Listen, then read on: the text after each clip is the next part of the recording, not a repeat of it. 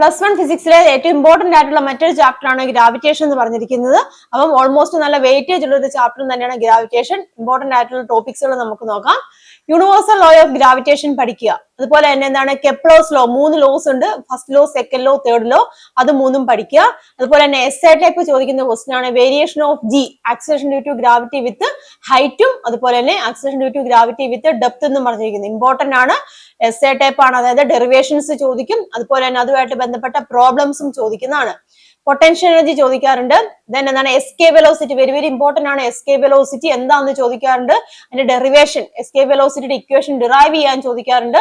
അതുപോലെ തന്നെ orbital velocity important ആണ്, അതും പഠിക്കുക കേട്ടോ.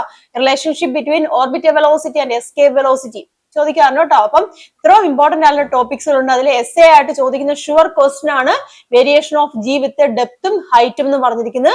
കൃത്യമായിട്ട് എഴുതി തന്നെ പഠിക്കുക. അതുമായിട്ട് ബന്ധപ്പെട്ട പ്രോബ്ലംസും ചോദിക്കാറുണ്ട് കേട്ടോ. മൂണുമായിട്ട് ബന്ധപ്പെട്ടും മൂണിന്റെ ഗ്രാവിറ്റേഷനും അല്ലെങ്കിൽ ആക്സിലറേഷൻ ഡ്യൂ ടു ഗ്രാവിറ്റി ഒക്കെ ആയിട്ട് ബന്ധപ്പെട്ട പ്രോബ്ലംസ് എർത്തുമായിട്ട് കമ്പയർ ചെയ്തൊക്കെ ചോദിക്കാറുണ്ട്. കൃത്യമായിട്ട് എഴുതി തന്നെ പഠിക്കുക, മനസ്സിലാക്കി പഠിക്കുക.